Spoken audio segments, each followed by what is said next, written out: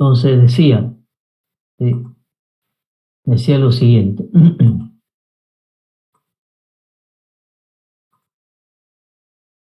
Con la bandina. Tengo tres ecuaciones.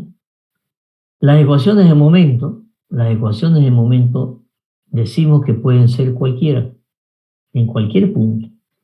¿Qué pasa si el punto A lo tomo, ¿no es cierto?, donde se intersecta la fuerza 2 y donde se intersecta la fuerza 3? ¿Qué va a pasar? ¿Ah? ¿Qué va a pasar? De nuevo, tengo esta ecuación. Momento de P es igual al momento de P sub 1 con respecto al punto A más el momento de P sub 2 con respecto al punto A más el momento de P sub 3 con respecto al punto A. Si el punto A yo lo tomo en la intersección de la recta de acción de 2 y la recta de acción de 3, ese punto A, ¿qué va a pasar? Pregunto, vamos, jóvenes. Solo va a haber el momento de peso 1 con el punto. Sí, señor. Entonces, si ustedes ven acá esta ecuación, la voy a hacer más grande. ¿No es cierto? El momento de P sub A, ¿no es cierto? Que es el momento de P sub 1 más el momento de P sub 2 más el momento de P sub 3. Esta ecuación, ¿no es cierto? Esta ecuación se va a quedar, que es, ¿no es cierto? Estas dos, ¿cierto? Se van a hacer igual a 0. ¿Por qué? Porque va a ser el momento de P con respecto al punto A va a ser igual a P por la distancia de P al punto A. ¿Cuál es la distancia de P al punto A? Si yo tengo esta fuerza P, ¿cuál es la distancia de P al punto A? Será una distancia perpendicular, ¿no es cierto? Que será esta distancia, se la muestro acá, esta distancia de acá. Esa es la distancia de P al punto A, ¿no es cierto? Esa es P, medida perpendicularmente. Y la mido gráficamente aquí en escala. ¿Sí? Y después va a ser igual, como me quedó solamente P1 porque estas otras dos se han hecho 0, me quedó P1 ¿y cuál será el momento de P1 con respecto al punto A? El momento de P1 con respecto al punto A, ¿no es cierto? La fuerza P sub 1 es esta. ¿Cuál es la distancia de P1 al punto A? La distancia de P1 al punto A será medida perpendicularmente, ¿no es cierto? La distancia de P1 que estoy llamando aquí al punto A será esta recta, ¿no es cierto? Medida perpendicularmente desde el punto A hasta P1, esa será la distancia de P1 al punto A. Y la mido gráficamente. Y por lo tanto, si yo despejo de acá, P sub 1 va a ser igual a P por la distancia de P al punto A, dividido la distancia de 1 al punto A. Y esto, ¿no es cierto?, me va a dar un valor, ¿sí?, numérico que va a ser igual a P sub 1. Entonces, de esa manera estoy encontrando, ¿no es cierto?, P sub 1. ¿Por qué? Porque los otros dos momentos yo podría hacer un sistema de tres ecuaciones con tres incógnitas, pero si yo tomo el punto de intersección, voy a anular el momento de P sub 2, voy a anular el momento de P sub 3 y solamente me va a quedar P sub 1 y voy a obtener la intensidad de P sub 1. ¿Qué me faltaría? El sentido. El sentido. ¿Qué dice esta ecuación? Esta que estoy señalando aquí. ¿Qué dice esta ecuación? Esa ecuación dice que el momento de P con respecto al punto A tiene que ser igual al momento de P sub 1 con respecto al punto A. Y como es una igualdad, tiene que ser igual en intensidad y sentido. O sea, pregunto, ¿el momento de P con respecto al punto A, positivo o negativo?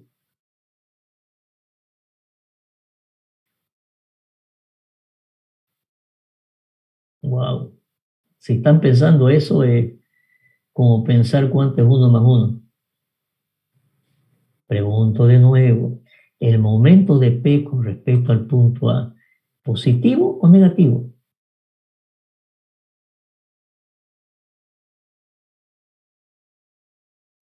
Positivo. Si no saben eso, jóvenes, ¿no es cierto? Hemos arado en el desierto hasta aquí. Hemos arado en el desierto. O sea, no pueden dudar en eso. Hemos dicho que la convención del momento para su signo, si la fuerza G trata de girar en sentido horario positivo, si es antihorario es negativo. No podemos dudar, ahí está el gráfico, joven. Ahí tengo una fuerza P y tengo un punto A. ¿El momento de P con respecto al punto A es positivo o negativo? No pueden dudar. Negativo, porque no pueden dudar eso. Eso es 1 más 1. No pueden pensar. Uno mide la fuerza y dice, es antihorario, es negativo. Por lo tanto, si el momento de P sub 1 con respecto al punto A es negativo y se tiene que cumplir esta ecuación, el momento de P sub 1 con respecto al punto A también debe ser negativo. Por lo tanto, si la fuerza esta es P sub 1, ¿cuál deberá ser el sentido de P sub 1 para que su momento sea negativo? ¿De derecha a de izquierda o de izquierda a derecha o de derecha a izquierda?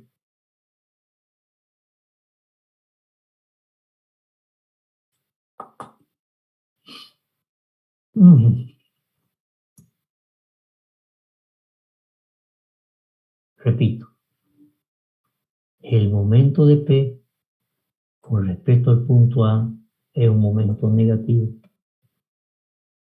Esta ecuación se tiene que cumplir en intensidad y signo.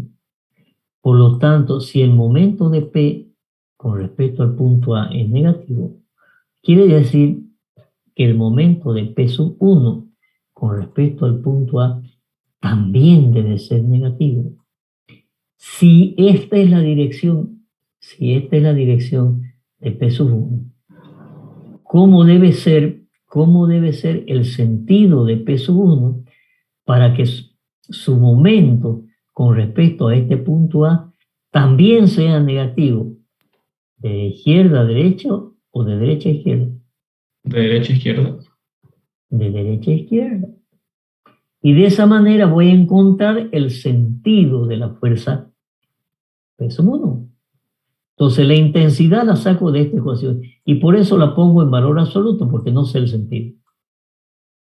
Entonces de acá dice, esta ecuación me dice que el momento de P con respecto al punto A debe cumplirse en intensidad y signo. El momento de P con respecto al punto A es negativo. Por lo tanto, el momento de P sub 1 con respecto al punto A también tiene que ser negativo. De esa manera se obtiene el sentido de P sub 1. Muy bien. Vamos con la segunda ecuación. Esta ecuación de momento, voy a tomar momento en el punto B y en el punto B, ¿no es cierto?, se intersecta la dirección de la fuerza 1 y en la dirección de la fuerza 2. Por lo tanto, esta ecuación de aquí se va a anular, ¿no es cierto?, P sub 1, la dirección 3 y la dirección 1 en el punto B. Por lo tanto, se va a anular el momento de P sub 1 y el momento de P sub 3. Y eso es lo que dice aquí, ¿no es cierto? El momento con respecto al punto B, tengo esta ecuación, ¿sí? Pero va a suceder que el momento de P sub 1 y el momento de P sub 3 se va a anular. ¿Qué me va a quedar? El de P sub 2. Por lo tanto, me va a quedar solamente esta ecuación. El momento de P con respecto al punto B va a ser igual a P sub 2 por la distancia de P sub 2 al punto B. ¿De acuerdo? Despejamos, ¿sí? Esta despejamos, la voy a traer un poquito más para acá, con respecto al punto B. Despejamos y me va a quedar que P sub 2, ¿no es cierto?, va a ser igual a P por la distancia de P al punto B, dividido, ¿no es cierto?, la distancia de 2 al punto B. ¿Cuál es la distancia de P al punto B? Si esta es la distancia, si esta es la fuerza P, y el punto B, ¿no es cierto?, ¿dónde está el punto B? Acá está el punto B. Por lo tanto, la distancia de P al punto B va a ser esta recta, ¿sí? La mido y digo es igual a tanto. Y la distancia de 2 al punto B, ¿cuál es la fuerza, la dirección de 2? Es esta dirección de 2, ¿sí? ¿Cuál va a ser la distancia de 2 al punto B? La distancia de 2 al punto B va a ser más chico para que lo vean. La distancia de 2 al punto B va a ser igual a esta distancia de aquí. Siempre medida perpendicular, ¿no es cierto?, al punto donde yo quiero medir. Entonces, el punto B, una perpendicular a la recta 2. Y esa va a ser la distancia de 2 al punto B. Y por lo tanto, como ya conozco P, conozco la distancia de P al punto B y conozco la distancia de 2 al punto B, aquí voy a tener su intensidad. De nuevo, su sentido. El sentido dice que el momento de P, ¿no es cierto?, con respecto al punto B, va a ser igual, ¿no es cierto?, a ¿qué cosa? Al momento de P sub 2, que se tiene que cumplir en intensidad, y sentido. Por lo tanto, el momento de P, pregunto, ¿el momento de P con respecto al punto B es positivo o negativo? ¿Positivo? Positivo. Por lo tanto, si el momento de P con respecto al punto B es positivo, que es un dato, el momento de P sub 2 también debe ser positivo. Y de esa manera encuentro el sentido. Por lo tanto, la dirección de P sub 2 es esta. ¿Cuál tendrá que ser el sentido de P sub 2 para que su momento con respecto al punto B sea positivo? De arriba hacia abajo, de abajo hacia arriba. De arriba hacia abajo, y de esa manera encuentro el sentido. Y finalmente, esta ecuación de momento con respecto al punto C, el punto C lo voy a elegir en la intersección de la dirección de 1 y la dirección de 2. Por lo tanto, sus momentos se van a aplicar. Entonces, de la misma manera, estas ecuaciones me van a dar que se va a anular el momento con respecto al punto. Esto va a ser 0, esto va a ser 0, y me va a quedar solamente P sub 3. Por lo tanto, me queda solamente esta ecuación. Me queda solamente esta ecuación. Y despejando lo voy a llevar más para acá.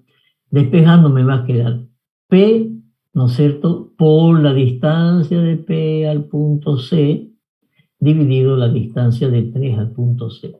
La distancia de P al punto C, ¿cuál será?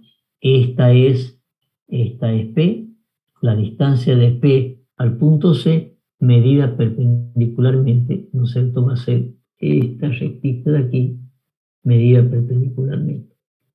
¿Sí? Y por lo tanto, esa distancia la mido. ¿Sí? La mido. ¿Sí? Se me ha ocurrido esto. Ahí, ¿sí? Y la distancia, el otro dato que me falta es la distancia de 3 al punto C. ¿Cuál es la dirección de 3? La dirección de 3 es esta. Su distancia al punto C, ¿no es cierto? Es esa distancia. La mido. Y con esto voy a encontrar, ¿qué cosa? La intensidad de P sub 3. ¿Okay? De nuevo ahora, se debe cumplir nuevamente esto de acá, ¿sí? Para el punto C. Se debe cumplir esta ecuación y yo digo, el momento de P con respecto al punto C, el momento de P con respecto al punto C, ¿es positivo o negativo? Negativo. Negativo. Por lo tanto, para que se cumpla esta ecuación, el momento de P sub 3 tiene que ser también negativo. Para que el momento de P sub 3, que tiene esta dirección con respecto al punto C, sea negativo, es de arriba hacia abajo o de abajo hacia arriba.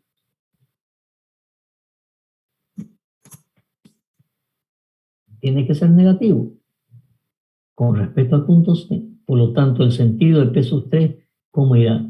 ¿De abajo hacia arriba? ¿O de abajo hacia arriba o de arriba hacia abajo? De arriba hacia abajo. De abierta, listo, y ya tengo el sentido. Y con eso, ¿no es cierto? Mediante este método gráfico numérico he encontrado las intensidades, ¿no es cierto? De nuevo, si en vez de descomposición fuera equilibrio, ¿no es cierto? Podríamos a la fuerza que nos da con los sentidos de equilibrio, serían contrarios a los sentidos de descomposición.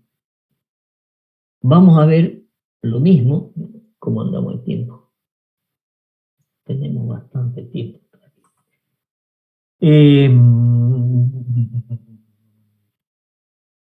Decía que vamos a ir a... Entonces, el método de Kuhlmann ya lo vimos, ¿no es cierto? Y ahora vamos a ver el método de Ritter por este lado de acá. Y esto lo voy a hacer con unos valores numéricos. A ver, ¿qué es lo que tengo? Lo que tengo es lo mismo. ¿Cuál es el problema? Quiero descomponer esta fuerza P, que es la fuerza que está en rojo, en 3 fuerzas. En la dirección de la dirección 1, que es esta dirección donde está la 1 es la dirección esta que está en color azul, esa es la dirección 1. Tengo una dirección 2, que es esta dirección que es la verde, y tengo una dirección 3, que es la dirección negra. ¿Sí? Ok. Aquí he trazado las ecuaciones, lo mismo que acabamos de ver, las 3 ecuaciones y la anulación de las ecuaciones y las ecuaciones que me quedan sencillas, ¿no es cierto? Y aquí, como he dibujado esto, ¿sí? Esto he dibujado las direcciones por coordenadas y la fuerza también por coordenadas. Estoy diciendo que esta fuerza P, para ubicarla en un par de ejes coordenados y poder esto medirlo en escala, ¿sí? Estoy diciendo que aquí, ¿sí? Tengo un par de ejes coordenados, no sé si lo ven. Acá está el eje X y acá está el eje Y. ¿De acuerdo? Entonces voy a decir, la fuerza P tiene unas coordenadas 3, 7, o sea, en X tiene 3 y en Y tiene 7. Este punto, para definir la fuerza gráficamente. Y está en este otro punto que tiene coordenadas en X 9 y en Y desde aquí abajo 20. Y de esa manera estoy poniendo la fuerza P. Entonces, los datos que tengo van a ser las coordenadas de la fuerza P, el 9, 20 y el 3, 7. Y cada una de estas direcciones la estoy definiendo también por coordenada.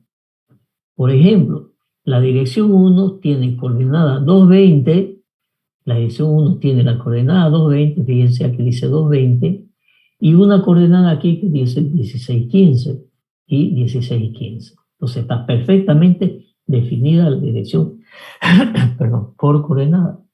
La dirección 2 me dice 16, 17, 58. La dirección 2, que hemos dicho que es la que está en color verde, tiene coordenadas 5, 8 y acá las coordenadas 16, 17, ¿no es cierto? 16, 17 y 5, 8. Y la dirección 3 la he definido, ¿sí? La he definido por coordenadas 3, 28, 8, 5. La dirección 3, 8, 5, ¿no es cierto? Y este punto aquí 3, 28. Esto está dibujado a escala. Fíjense, aquí tengo 3, 21. ¿Cuál es esa? La dirección 3, 3, 21. Le voy a poner a este dato, le voy a poner 4. Fíjense lo que pasa con esa dirección. Se movió. Ya está en su punto de 4. Voy a volver a poner 3. Ya está en el punto de 3. ¿Sí? Entonces, lo que he hecho acá, y este es un programa que me ha costado mucho, porque fíjense que están las distancias, y las distancias están calculadas. Obviamente yo no puedo medir en mi pantalla, ¿no es cierto? Pero está dibujado a escala. Fíjense que esta distancia, por ejemplo, que es la distancia desde la fuerza P, ¿no es cierto?, al punto E, acá dice 4,79. Y es esta distancia que mide 4,79. Si yo modifico cualquier dato, voy a volver a poner aquí 4, ¿no es cierto?, me dice que esta distancia ya es 3,74. Entonces he replicado, ¿sí?, el esquema gráficamente, donde yo puedo cambiar cualquier cosa y se van a cambiar los resultados. Por ejemplo, yo podría decir que la coordenada de la dirección 1, este punto que es 220, estos 220, yo lo voy a poner 2, vamos a ver si lo hago más chico y podemos ver el cambio en línea, ¿sí? 218. Este 20 lo voy a cambiar por 18. 18. ¿Okay? Fíjense a dónde se me fue, pero todas las distancias, ¿no es cierto?, se han recalculado gráficamente, ¿no? ¿Qué hice para hacer esto? No es estática, ¿no es cierto? Pero obviamente tuve que utilizar toda la geometría analítica, ¿sí? Toda la geometría analítica de la recta, porque yo debo encontrar cuál es la intersección en esta recta y esta recta que me dé las coordenadas de este punto, y tengo la ecuación de esta recta, y en función de la ecuación de esta recta encontrar cuál es la distancia. Eso es geometría analítica. Después el dibujo es otra cosa. El dibujo es una metodología que yo he desarrollado de dibujar con Excel a escala, ¿sí? Pero para poder dibujar, yo tengo que tener todos los puntos de coordenadas bien definidas. Y tengo que encontrar analíticamente la ecuación o el punto de intersección. Para ello, lo que hice fue, vamos a ver dónde está. Lo que hice fue, aquí tengo en mi libro uno que se llama Nexos y que se llama todo el tema de geometría. Entonces desarrollé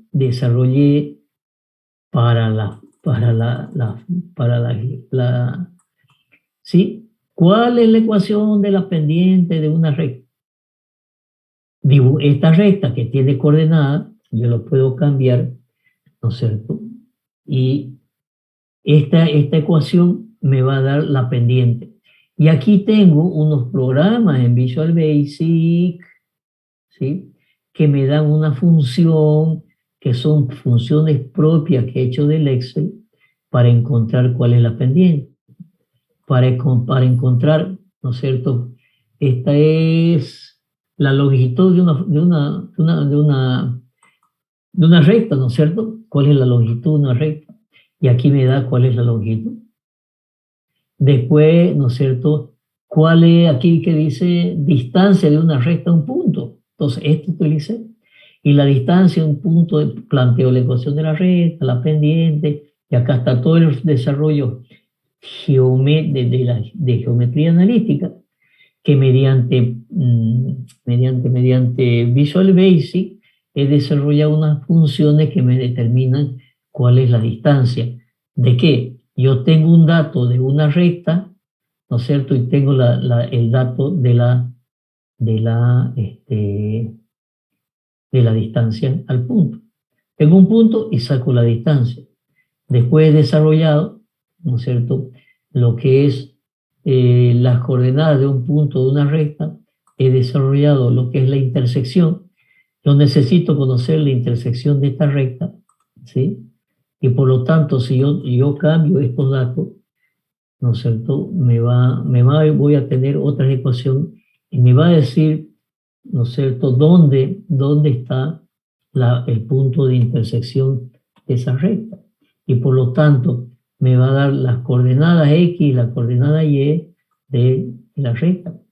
Entonces, esto nuevamente es todo un desarrollo de la geometría analítica para encontrar el punto de intersección. Y así he desarrollado, ¿no es cierto?, rectas paralelas desde una distancia. Esta es recta paralela desde un punto, quiero desde un punto trazar una paralela, pero que tenga una cierta longitud. Entonces, cuando hice esto y tenía que hacer tanto dibujo,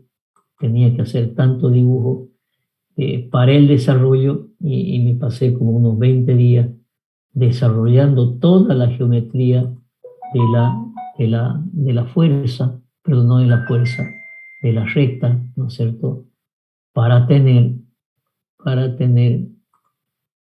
poder dibujar, Entonces estábamos en fuerzas no concurrentes, estábamos en el método de Richter, ¿sí? Entonces de esa manera, ¿no es cierto?, encuentro, ¿sí?, analíticamente o mediante el método gráfico numérico, encuentro, y acá están todas las distancias, como ya están calculadas, ¿no es cierto? Y si yo imprimo esto a escala, va a estar exacto. ¿No es cierto? Es una forma de dibujar con Excel, ¿sí? Pero bueno, ese es un desafío que tienen que hacer ustedes y después les explico qué vamos a hacer con una aplicación Excel de este tipo durante el semestre. Ok. Muy bien. Salimos de aquí. No vamos a salir de aquí, vamos a ir a nuestro libro. Estamos acá. Ok. Esto es el método de Ritter para encontrar la descomposición de un sistema de fuerzas no concurrentes en el plano mediante este método gráfico numérico de Ritter. ¿Sí? ¿Pregunta?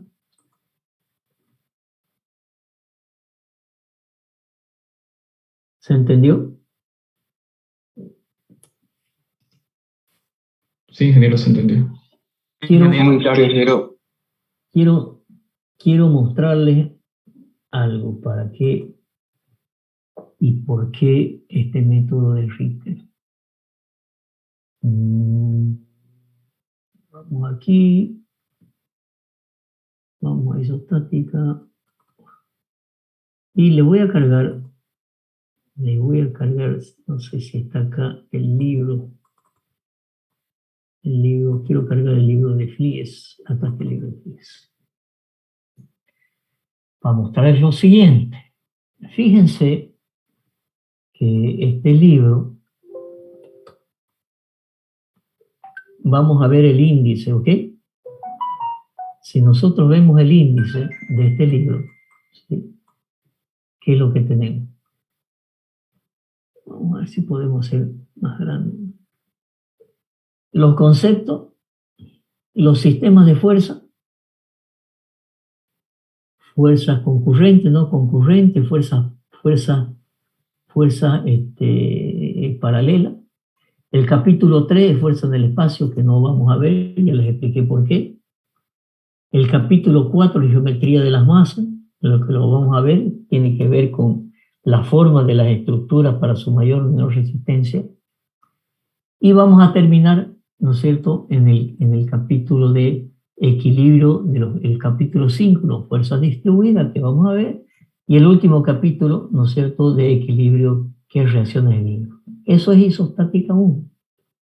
Si nosotros nos vamos a isostática 2, que es el capítulo 7, dice sistemas de reticulado. ¿Y cuáles son? Yo ahora voy a ir al capítulo 7 del libro. Voy a ir al capítulo 7. Estoy acá en el capítulo el 4, este es el capítulo 3, este es el capítulo 4, este es el capítulo...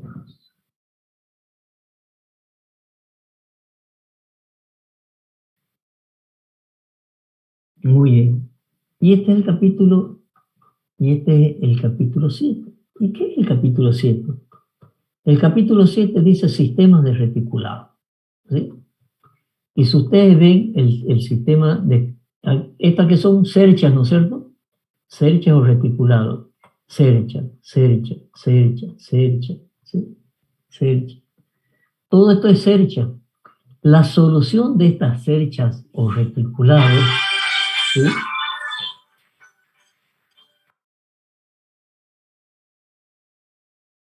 Deben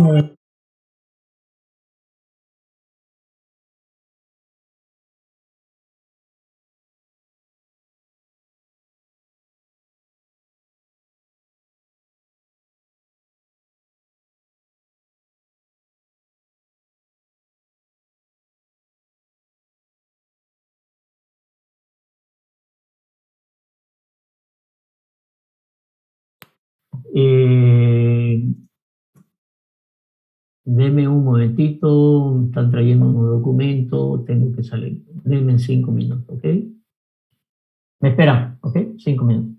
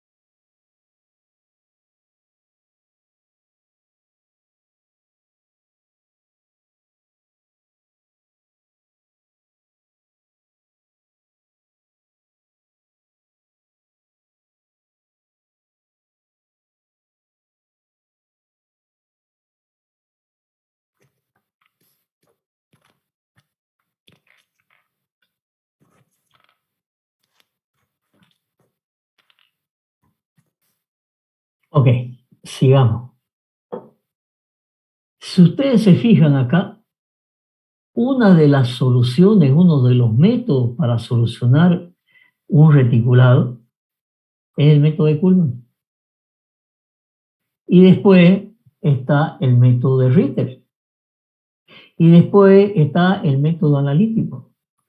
Y esto, fíjense, aquí reticulado, reticulado, fíjense, igualita a las expresiones que hemos puesto, ¿no es cierto? Este es el método de Ritter para solucionar reticulado. Entonces, todo el capítulo 7, ¿sí? Es reticulado o cercha, ¿sí? Y la solución de la cercha, ¿no es cierto?, que es el capítulo 7, es la mitad de isostática 2. Por lo tanto, en isostática 2 van a resolver cercha mediante el método analítico, mediante el método gráfico, mediante el método de Kuhlmann, mediante el método de Richter, y quedan un par de métodos más, ¿no es cierto?, que es el método de Maxwell-Cremona que dice aquí, y el método de Henneberg. Son 2 métodos más, pero los métodos que van a ver de los 5 o 6 métodos que hay, es el método gráfico, el método analítico, el método de Kuhlmann, el método de Richter. Y sucede que es la mitad de isostática 2. Isostática 2 van a ver estos 2 capítulos, el capítulo de alma llena que se llama, y el capítulo de reticulado. He ahí la importancia de la descomposición, o en este caso equilibrio, ¿no es cierto?, de fuerzas no concurrentes para resolver reticulado. Entonces, como es una aplicación práctica, lo que vamos a hacer nosotros es hacer una aplicación práctica a una cercha. Entonces, si ahora voy al libro, ¿sí?, tenemos esta cercha. Y lo que vamos a hacer es aplicar a esta cercha, ¿no es cierto?, el método de Richter y el método de Kuhlmann para resolver la cercha. Y si ustedes entienden bien esta aplicación práctica, tienen casi la mitad de isostática 2, ¿no es cierto?, entendida por lo menos en el método de Kuhlmann y en el método de Richter. ¿De acuerdo? Entonces, esta es la aplicación del método de Richter a la solución de un reticulado. Veamos qué pasa. Tenemos una cercha de un techo. Acá arriba vienen las tejitas, ¿sí? Y lo que se hace es, las tejas están sobre unos listones, ¿no es cierto?, que son estos que se llaman los montantes. Y aquí vienen, ¿no es cierto?, las ripas en lo cual se presenta y se ponen las tejas. Mediante una metodología que van a ver cuando ustedes van a llevar una materia que se llama madera, y ustedes